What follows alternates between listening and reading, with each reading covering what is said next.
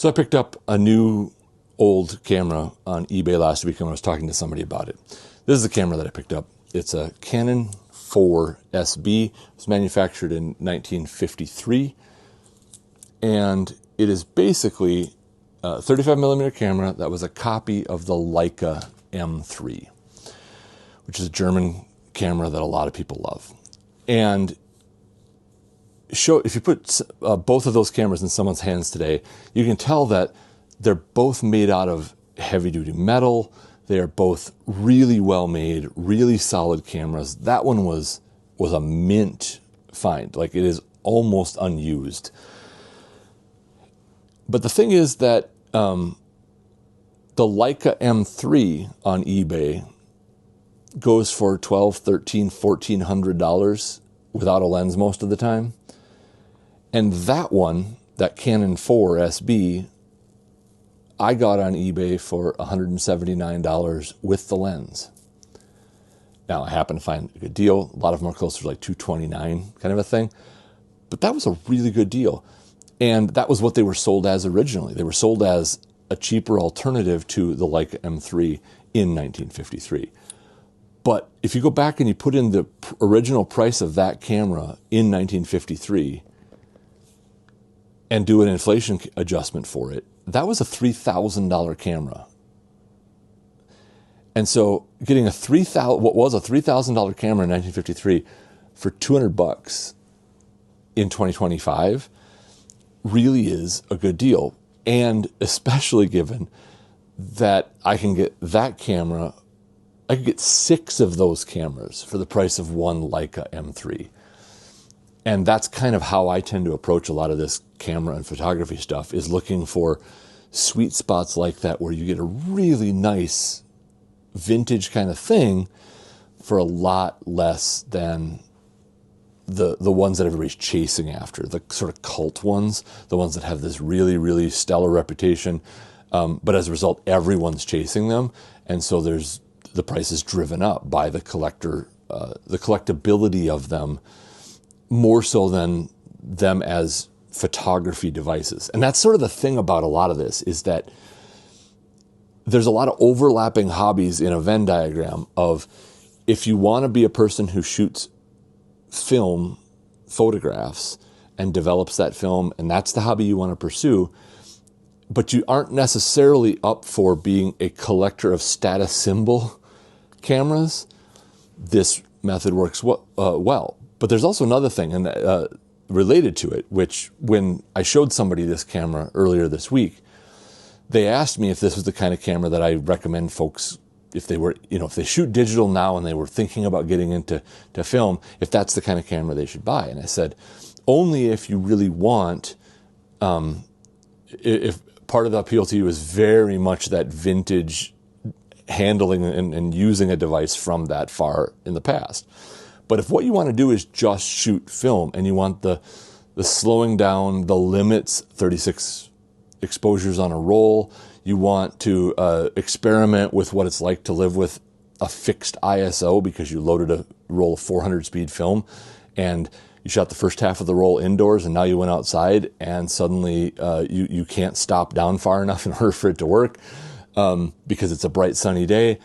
Those kinds of challenges around the actual shooting of film with a camera, if that's what you're interested in, more than the wanting to be seen using this or wanting to use it and have that sort of nostalgic experience of using something from the 50s, there's a much better option. And that's because as manufacturers like Canon and Nikon were coming into the late 80s and early 90s, they built new systems for their cameras. And I'm going to talk about the Canon version of it because that's what I have used for a long time. Plenty of other people use the other system, use whatever equivalent you're used to, and the same principle applies. So like in 1987, 88, Canon invented this mount, which is the metal ring, the way everything connects to it, the fact that there's a whole bunch of pins in here that allow this to be an autofocus lens, and that the camera body can control this lens. All that stuff was put into this system for how those things connect. And it was based around 35 millimeter film. And they put out cameras from that late 80s kind of era that were using that lens mount and 35 millimeter film up until 2004. And then there was this overlap period where they started manufacturing digital cameras that took those same lenses, because it was easy enough to take out the back of it that was where the film went and replace that with a digital sensor. And that pattern continued to this day, because this is a Canon 5D Mark IV, which is available new from Canon today, like $2,200, $2,300. Mine's used. I didn't pay nearly that much for it. But you can buy that camera new from them, and it will take the exact same lenses that the cameras from the late 80s did, as long as they're in that EOS lens mount system, and particularly the EF version of it, which is the full frame version. The EFS eventually was when they went for smaller sensors, and there was actually a weird little era of a smaller film size, the APS-C. I never get those. I probably should got it wrong even this time. Anyway, so to this day, you can still buy a brand new full frame digital camera from Canon that uses the same lenses. And this offers this really great opportunity in any one of these camera systems for getting into film. Because if you already own a camera like the 5D and lenses for it, you can pick up a Canon EOS body from 1987 to 2004 and use the lenses you've already got with it, and buy more lenses that will work on both the digital and the film versions of these. And the really cool part to me is that these cameras are a steal financially. They are really, really cheap and easy to find. In part because there were a lot of people buying them at the tail end of this film era, still sticking with their film stuff, and then they bought a digital one too, meaning they did the exact same thing we're talking about in reverse, meaning like they had the film one and they bought the digital one to experiment with. And as a result, a lot of the cameras you'll find from that era weren't used very much. They don't have a high shutter count. They weren't abused. They were bought, they were used for a little while, and then somebody switched over to digital. I say that as a person who did that in I had a EOS Rebel 2000, which was sold as, I think, the EOS 500 in Europe. But I had one of those from 1999, and when digital came out, and I switched over to digital. And as a matter of fact, I went back and bought one of those when I got back into film, because I wanted the same first nice new digital camera I had. Now, the Rebel's still the cheapest one they were selling at the time. But you will find those Rebels, like I've literally seen them on eBay going in lots of 4 camera bodies for $50.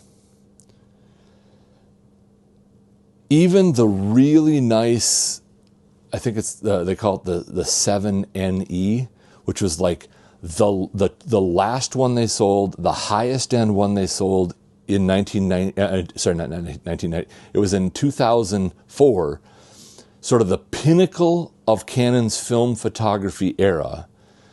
Those camera bodies go for under $200 on eBay right now. And that's for the pinnacle. So somewhere between $25 or I guess more like $15, if you start talking about those lots, 10 or 12 or 15, these camera bodies are available. They're in good shape. They have modern electronics, modern meters, modern autofocus. They have automatic film winding, automatic film rewinding. They will automatically recognize the ISO on a lot of film. There's literally a code that goes on it that'll tell it that it's a roll of 400 speed film. They all have a manual mode, so you can shoot very, very manually if you want to, but they also pretty much all come with a point and shoot mode if you want to be at an event where you don't want to fiddle with settings. They also work really well as a backup meter if you happen to have some older camera like this, or like in this case, this has still got the first roll of film. I haven't finished running the first roll through it yet. And so I have brought this camera, which is one of the ones I've got. This is a Canon EOS 55, which is a Japanese version of the Elan 2, that I will sometimes right now bring both of these with me. This gives me a modern meter and a backup to shoot any photos that I really wanted to capture, but I'm worried this one might not get. And both of them shoot film. So it gives me that flexibility while having sort of some of the more modern tools available to me.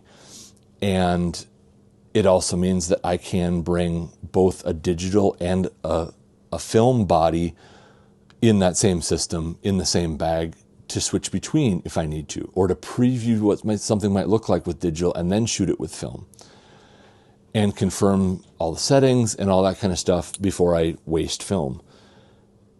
It's a really nice sweet spot. That means that, and if you don't even own a Canon EOS or Nikon equivalent, you can, for instance, buy one of these camera bodies and like a 50 millimeter, which is sort of considered a standard lens, the 1.8 f-stop version for like $75, and the camera body for another, you could buy a mint one for like 50. And so for like $125, you are in for what would have been one of the nicest film cameras sold in the film era ever. But a lot of people don't want them because this looks just like a modern digital SLR to a lot of people, right? This doesn't look like a film camera when you're carrying it. It isn't quite as nostalgic. And I get that. I mean, I'm a person who has a typewriter, right? I get that. But also there's a time and a place where that's not what I'm worried about. I'm not doing it for that. I'm not doing it because other people are going to see that. I wanted to shoot on film because I like the quality of the image. I like that it slows me down and makes me consider each shot instead of just firing 15 times and hoping a good one is in there somewhere. So if you're considering film and you can, at least in some cases, set aside the desire for the hipster vintage look and tactility of the older cameras aside, consider putting one of these in your setup, because they are a really good deal. They're really nice cameras. They work great, and they're dirt cheap.